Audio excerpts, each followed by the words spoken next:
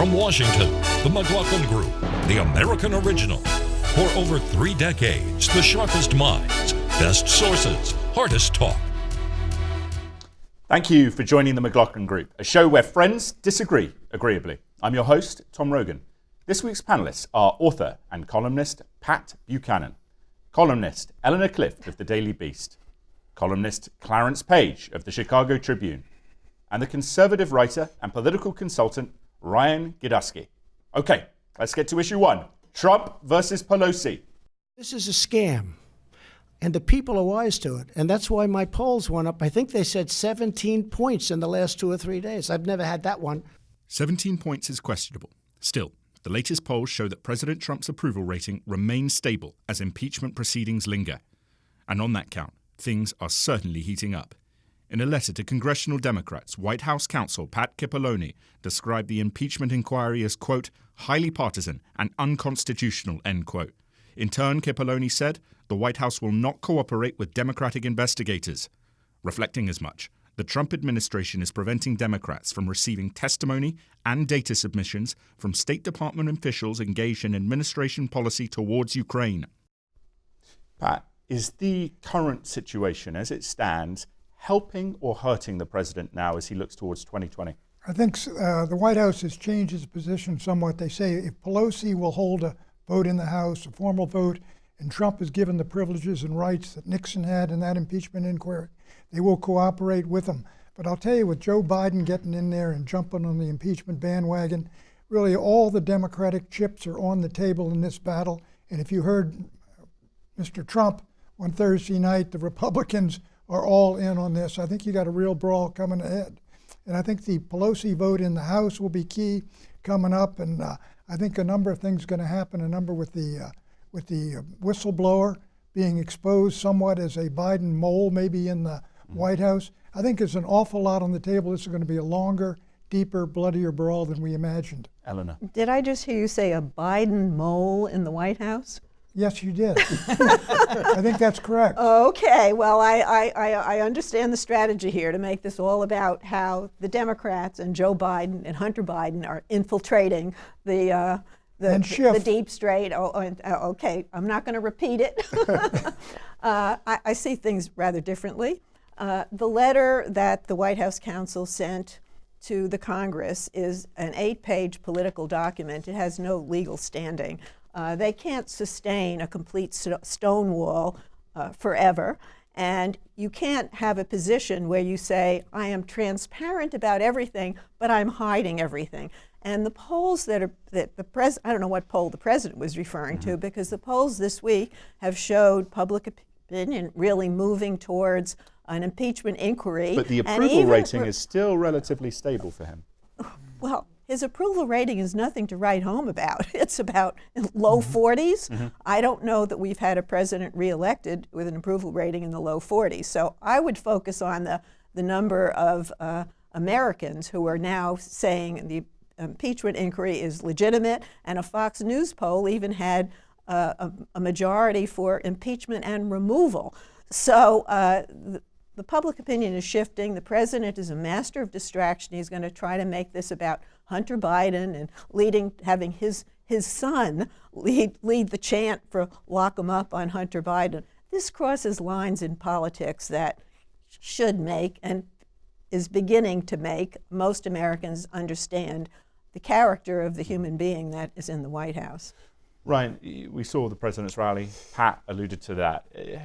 You know, the president was in full fire and fury mode in that, and you know, his supporters loved it. Right. But Eleanor makes that point. We have seen, as much as perhaps the approval ratings are stable, this increasing, creeping up, supporting impeachment. Well, how do you see the situation? Well, right before the impeachment inquiry started, President Trump's approval rating, according to Nate Silver's 538, was actually higher than Barack Obama's at the same time during their presidency. Emerson poll, for the first time, had Trump above water in the overall approval rating, and this certainly has taken a slight hit. He's down about 2% in approval, up about 2% in disapproval. But if you look at independents, according to IBD, which is the independent business polling, Quinnipiac, which is a fairly left-wing polling firm, support among independents has actually gone up pretty sizably, almost double digits in head-to-head competitions against Biden, Warren, and Bernie.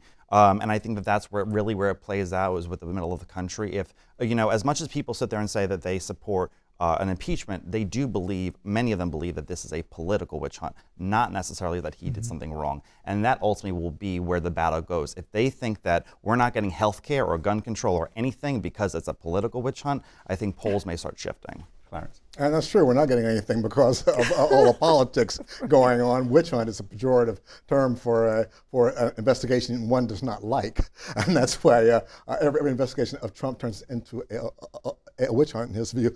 But I would keep an eye on those independent numbers, because we're seeing a shift among independents in favor of an impeachment inquiry, in favor of getting the facts out, which makes good sense among the swing voters out there. The only stability I see is with Trump's base, which still hovers around 40%. There was an improvement among independents. There is broad support for inquiry, but there's not really a flat-out support for an impeachment and removal yet. Let's say Eleanor and then Pat. Eleanor and then Pat. Also, the developments this week, the revelations about Rudy Giuliani running basically a global shakedown scam to find information on Biden, and now the detainment of two of the thuggish people that have been working for him, a Ukrainian national and a Belarusian national, whose firm is called Fraud Guarantee. I mean, you can't. And one-way tickets. One-way tickets is a great idea to have a one-way ticket. Now, that's the Southern District of New York. That's not part of the impeachment inquiry. But it reminds me of the Howard Hunt and the thugs that were doing Nixon's bidding. So we are turning over rocks in this White House. We're not finding Biden moles. But let's talk. You got a lot of polls, and everybody's got numbers, and the numbers are the 51% poll in Fox News. But you look at the correlation of forces. The Democratic Party has put Biden is now all in on this. All the candidates to the left of him are in this. Pelosi has got her prestige on the line. She cannot afford not to have an impeachment, otherwise she's a failed speaker. That's why I believe you may very well get an impeachment. But this has turned into a savage partisan battle. Let me ask Pat a follow-up question here, though. All right, finish your point, and then Okay, the point is that the Republicans also, as Ryan said, look, they've been trying to impeach the guy since before he took the oath of office. Everybody knows it's partisan. Schiff is the most partisan guy in the country. Watch him be made a figure, an object, a demand that he be removed. Let me ask you, though, if you were the president's aide-de-camp, what would you tell him to do right now? I think the exact right thing is to tell the speaker, we will cooperate with you, but you got to have a formal inquiry. You got to give us rights of subpoena. You got to give us rights of witnesses. Let's have it out in the House of Representatives. Right. She'll have that vote, but not now, because developments are shifting public opinion, and you don't want to lock in a vote right now that is going to be partisan, because that's what the president is counting on. He's calling Mitch McConnell 3 times a day, worried about the Republicans holding on. And I know, excuse me, and I know we're going to talk about Syria next, but the conflation of his behavior with Syria, and in one phone call, this transactional president condemns countless number of people to their death, upends foreign policy. Well, let's get to that. What did he get in return? Can I mention that Fox News poll, because it's been brought up several times? That Fox News poll among independents, there was a 14% number for no, we don't want to impeach or remove the president. It was 47 to 34, I believe. 34. Why 33. is that then? Why do you think independents? I think that politicians and elections have political mandates to them. 2006 political mandate, for example, was to get out of Iraq war. This political mandate was on health care. None of that has happened, and I think that when voters come down to it, voters are very sensible people, but they're also, they don't like huge swings in the political forces. They don't like instability, is what they fear the most. And this brings an enormous amount of political instability, especially for suburban people who have stocks and 401ks, and they are planning on retiring in the future. This means a lot. We don't want to get in the way of that wonderful Trump health care plan that he's been keeping from us for some reason. Where's the Pelosi health care must be plan? Wonderful. It's called Obamacare. Well, that's what y'all call it now. See, the fact is, we got Obamacare. That was one of Trump's promises. He was going to get rid of it, and he was going to replace it. How are the He's premiums? done neither one. Well, let me ask Clarence to follow up how here. about the cost-cutting measures that Trump took out of the program? But I think Wait. I want to ask Clarence a follow-up question. If you were advising, you were the aide-de-camp to Nancy Pelosi, As okay? I should Or be. to Joe Biden, as you should By all rights. as yes, you should indeed. be, Right. especially as a former military man. What would you be telling them to do as a political advisor? Oh, as far as I'm sorry, are we on Pelosi and Democrats. You said military man. Do you think their strategy is correct, basically? Well, I trust Nancy Pelosi. She knows how many votes she's got and where they're coming from. The fact that she came out in favor of the inquiry indicates she's got enough support among those sensitive swing vote district Congress people, the new ones in there. That tells me that she's got quite a bit of confidence that Pat is right. There's going to be an impeachment. But, At least. I mean, when Biden went, he recognized that, look, if I don't move, I'm gone. I think Pelosi said the same thing. The House is shifting. I got to get out in front of my troops. Yeah. Neither of them can back out now. And of course, Trump can't back out of this battle. I think it is an irrepressible conflict we've got coming. Nobody's talking about anybody backing out, and nobody can accuse Nancy Pelosi of rushing into this. She held off until those 7 Democratic freshman women with military and intelligence experience shifted, and they were the seats that she was protecting.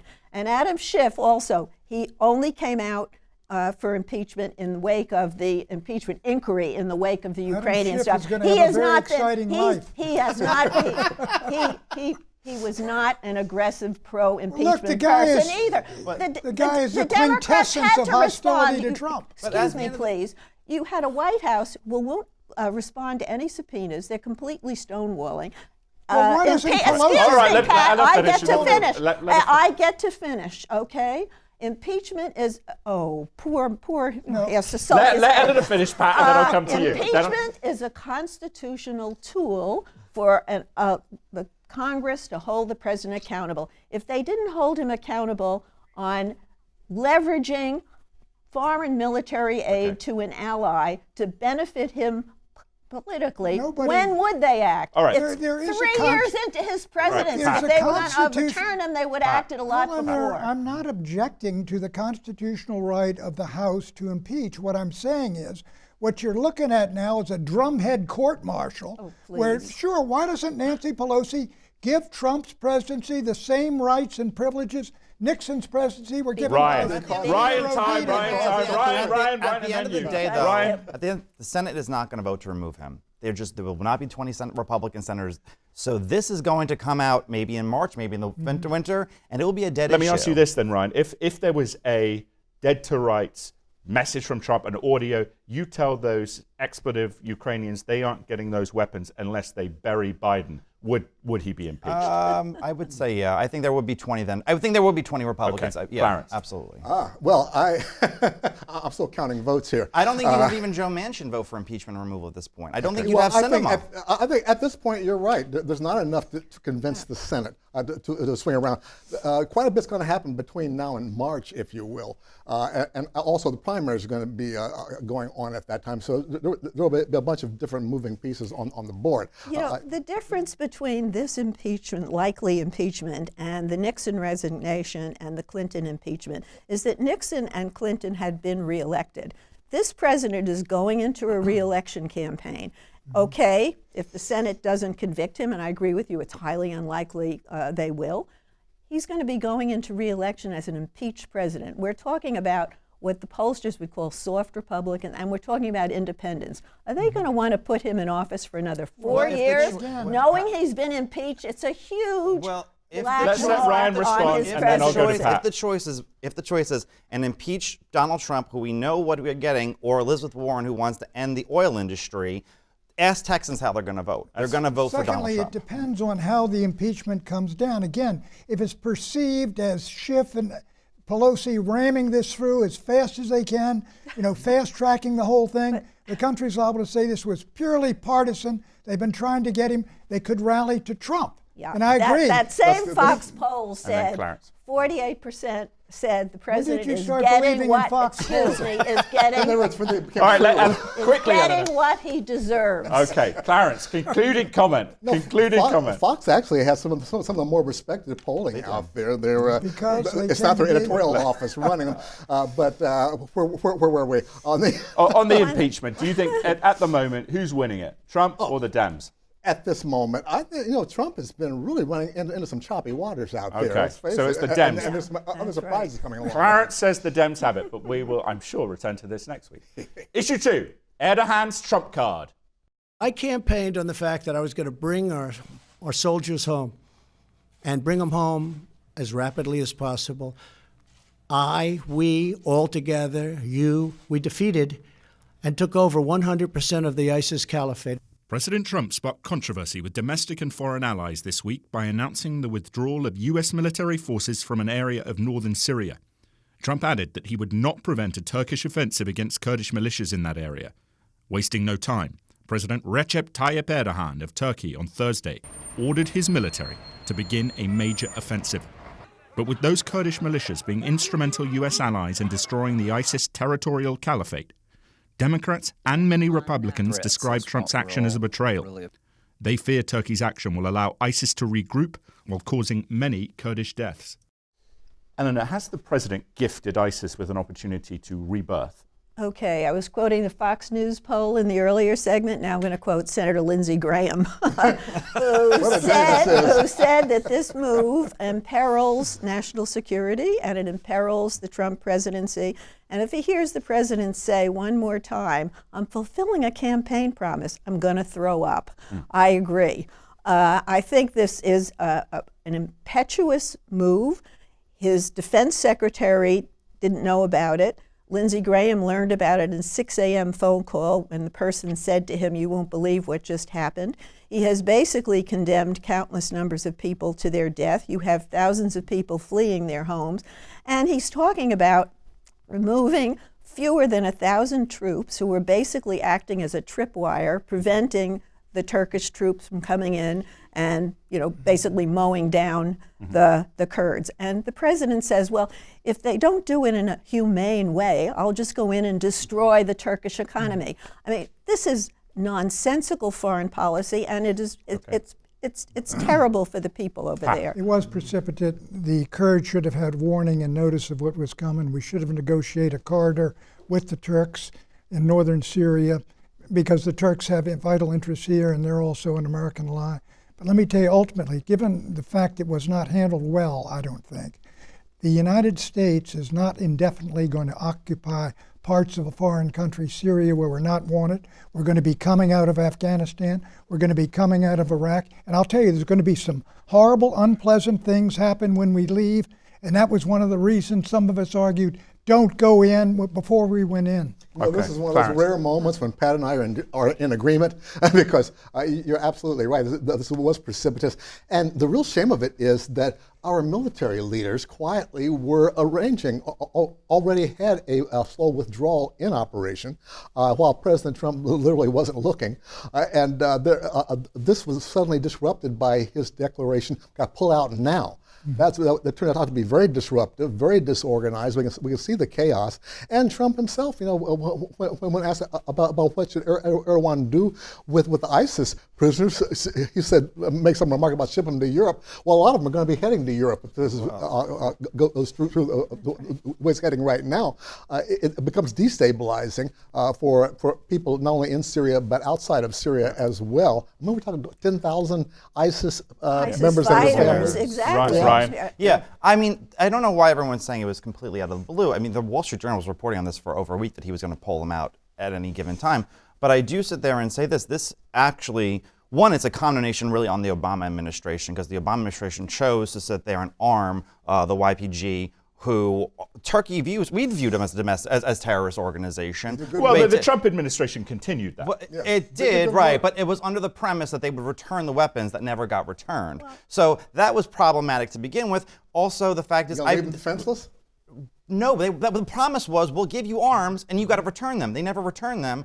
They've killed tens of thousands, but they've killed tens of thousands of Turks. See, the American media views the Kurds as this angelic group. They've killed tens of thousands of Turks since 1984 when they went to war with Turkey. Turkey does believe different subgroups. Everyone sees them all the same, but there are different groups. Well, no, but that's also not fair because Turkey is 1/5 Kurdish. He doesn't sit there and commit mass genocide of the Kurds, and also the Kurds are terrible to Arab Christians. They see as Arab Christian land across Syria and Iraq, but that's not nonetheless. Syria and the Middle East are incredibly different worlds from where we live. It's tribal, it's sectarian. This is the problem with getting involved in these countries. All right, let's go to Clarence and then Eleanor. Clarence and then Eleanor. You can't spin it back and say, oh, it was all Obama. It was Obama's fault. We're talking about Obama's Syria policy was the worst mismanaged thing since the Iraq War. He mismanaged that. Clarence and then Eleanor. Clarence. I'm very sorry. Clarence and then I will come immediately to you after. I'm very sorry you weren't here for the endless arguments we had over Syria and how Obama ought to handle it. Nobody had the perfect answer for Syria. It was a mess. Obama, if did anything, helped to stabilize it. And certainly the Kurds did great work, didn't they? Pushing all the way back to Aleppo. They regained all that territory that ISIS took. And now we're screwing them. That's the issue. Eleanor, and then I'll come back to I agree with Clarence. We're talking about this moment in time. We're not going to spin it back to Obama, spin it back to George W. Bush in Iraq. I could do that too. Spin it back to Reagan. Well, yeah, but this is one moment in time where we have betrayed an ally, and we have Republicans. Turkey is an ally. Excuse me, Republicans. They're holding 50 nuclear bombs. Republicans in the Senate are ballistic about this, and I think that counts for something. They're all paid by They're ballistic. They're going to have to get over it because we're coming out of Syria. Look, how long does anybody think we're going to stay? You think we're going to send more troops in there? You think we're going to fight the Turks?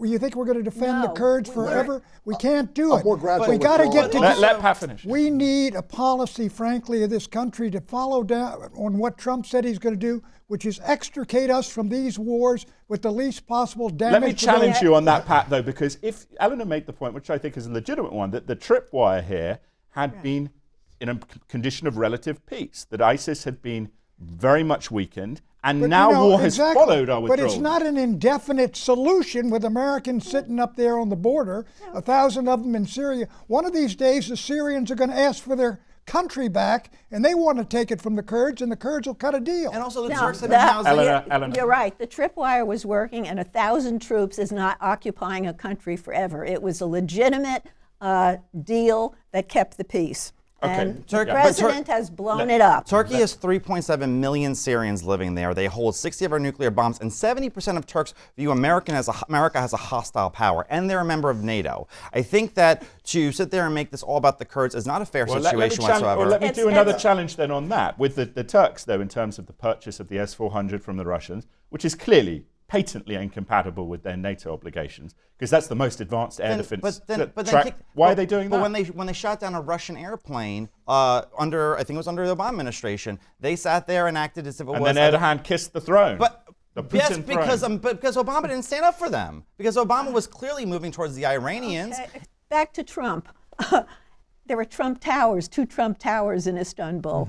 The papers are full of reports about how Giuliani was working with the Justice Department. The president was intervening to end a criminal proceeding against a Turkish company or national. This is all to benefit one of Giuliani's clients. This is all. Is all an abuse of power. This is There's